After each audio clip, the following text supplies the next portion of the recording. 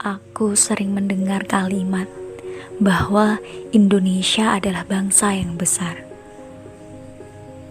Ada banyak sekali keanekaragaman, suku, agama, ras, adat istiadat, dan lainnya tumbuh dan hidup di Indonesia, saling berdampingan.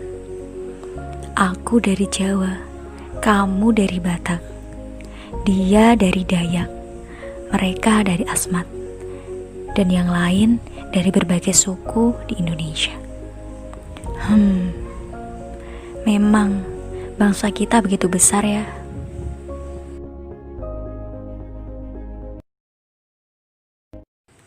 Negara Indonesia, negeri yang begitu elok dan permai. Aku hidup di lingkungan yang katanya orang-orangnya begitu ramah.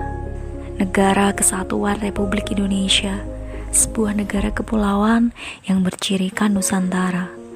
Wilayahmu begitu luas, terbentang dari Sabang sampai Merauke, dari Nias sampai Pulau Rote. Seperti itulah kalimat yang sering aku dengar dalam iklan Indomie. Gunung-gunung saling berjejer, lautan terbentang luas, kekayaanmu begitu melimpah. Indonesia, aku salah satu bagian dari rakyatmu. Lebih dari 260 juta orang tinggal di Indonesia. Ada sekelompok orang atau beberapa kelompok yang kita sebut sebagai pemerintah. Mereka yang mengatur kehidupan negara agar yang menjadi tujuanmu dapat tercapai. Bangsa Indonesia, negara Indonesia, aku cinta engkau. Kata bangsa dan negara sering aku dengar. Lalu apa sih yang dimaksud dengan bangsa dan negara itu? Pernahkah kalian berpikir apa itu bangsa dan apa itu negara? Mungkin beberapa di antara kalian tidak pernah berpikir tentang hal itu, atau bahkan tidak ingin tahu. Kalau begitu, mari kita belajar bersama mengenai hakikat bangsa dan negara.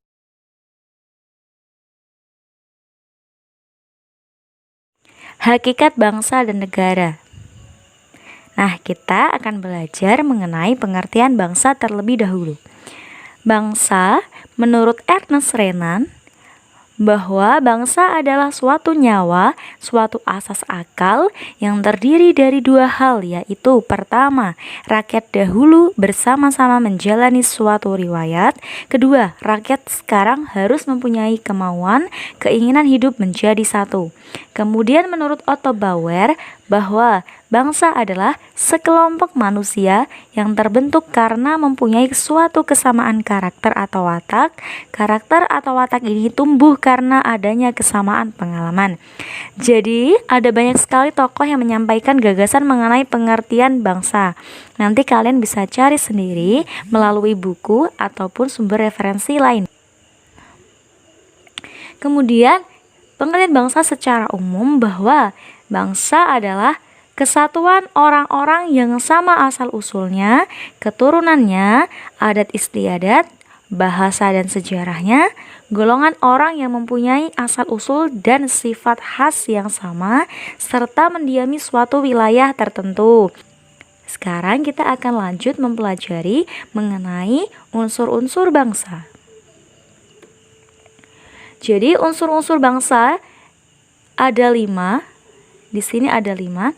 Yang pertama ada sekelompok manusia yang mempunyai kemauan untuk bersatu. Kemudian yang kedua adalah berada dalam suatu wilayah. Nah, kemudian yang ketiga adalah ada kehendak untuk membentuk atau berada di bawah pemerintahan yang dibuatnya sendiri.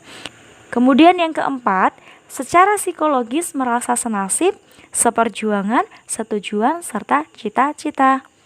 Misalnya yaitu bangsa Indonesia ya, merasa senasib, pernah dijajah dulu.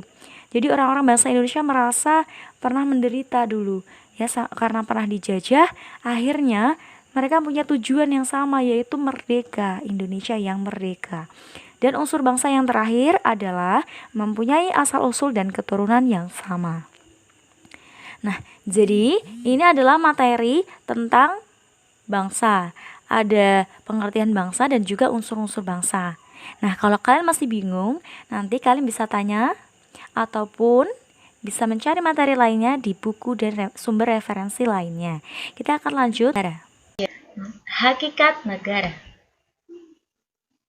Nah, di sini saya mengambil dua pengertian menurut tokoh. Yang pertama adalah Aristoteles, di mana negara adalah perpaduan beberapa keluarga, mencakup beberapa desa, hingga pada akhirnya dapat berdiri sendiri sepenuhnya dengan tujuan kesenangan dan tujuan bersama.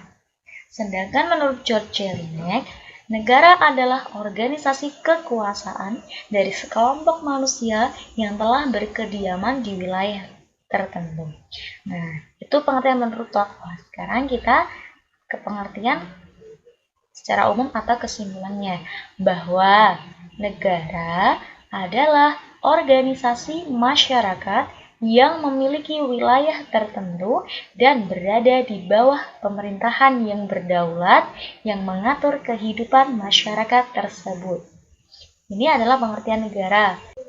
Nah, sekarang biar gak bingung, kita akan belajar mengenai unsur-unsur terbentuknya negara. Yang pertama, unsur konstitutif atau unsur wajib. Jadi unsur yang wajib dipenuhi. Ada rakyat. Rakyat terdiri dari warga negara dan warga negara asing. Kemudian penduduk dan bukan penduduk. Warga negara adalah seseorang berdasarkan hukum merupakan anggota dari wilayah negara yang bersangkutan dengan memiliki status kewarganegaraan asli maupun keturunan asing. Jadi kalau warga negara itu secara hukum sah sebagai bagian atau warga dari suatu negara.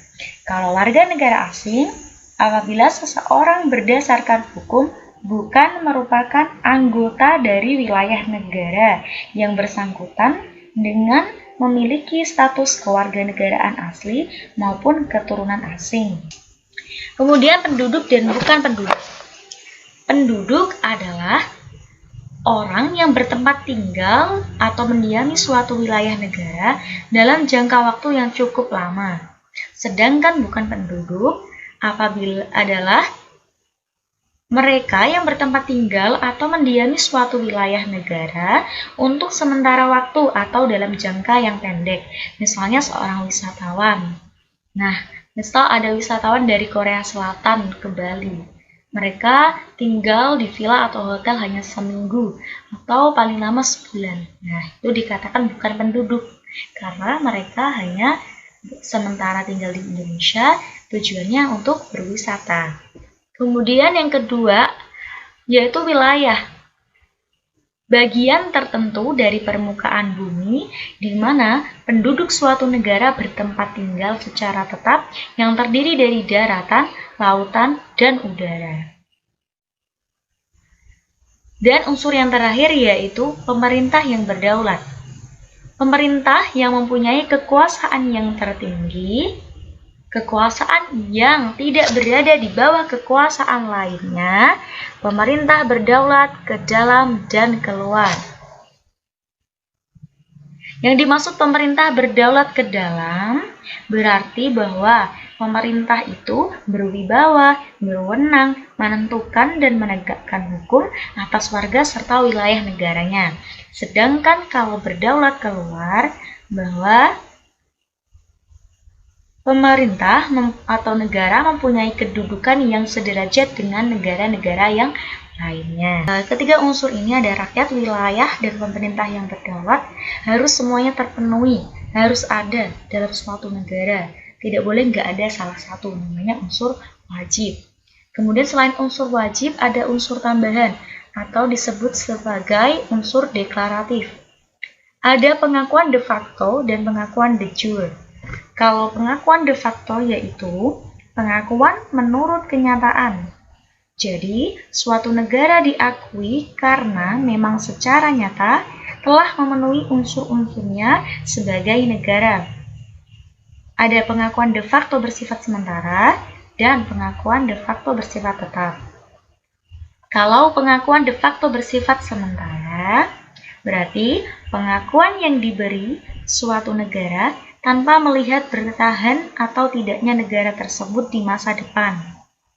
Apabila negara baru tersebut kemudian jatuh dan hancur, maka negara tersebut akan menarik kembali pengakuannya. Jadi hanya sementara.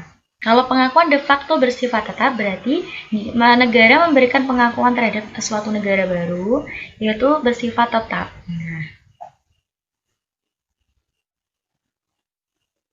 Kemudian kita lanjut ke pengakuan de jure. Jadi de jure, jelas ya bahwa hukum, pengakuan berdasarkan hukum. Jadi secara hukum internasional, negara tersebut sudah diakui sebagai negara. Jadi negara yang baru atau negara yang baru merdeka diakui sah sebagai suatu negara secara hukum internasional. Kalau unsur ini terpenuhi, maka sangat menguntungkan bagi negara. Misalnya dengan adanya pengakuan dari negara lain akan menimbulkan hubungan kerjasama yang baik dalam bidang pangan, kemudian dalam bidang teknologi dan lain sebagainya, sehingga negara baru tersebut menjadi lebih berkembang dengan menjalin hubungan dengan negara lain. Sekarang kita akan lanjut mempelajari mengenai sifat negara. Sifat negara terdiri dari 3. Yang pertama sifat memaksa, yang kedua sifat monopoli, dan yang terakhir sifat mencakup semua. Nanti kalian baca apa yang saya tampilkan agar kalian gak ngantuk.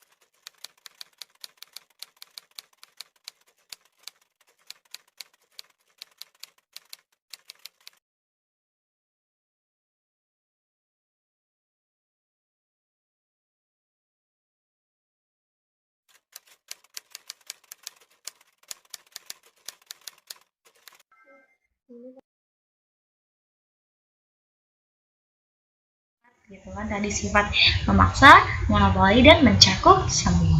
Sekarang kita lanjut ke tujuan negara. Tujuan negara Kesatuan Republik Indonesia.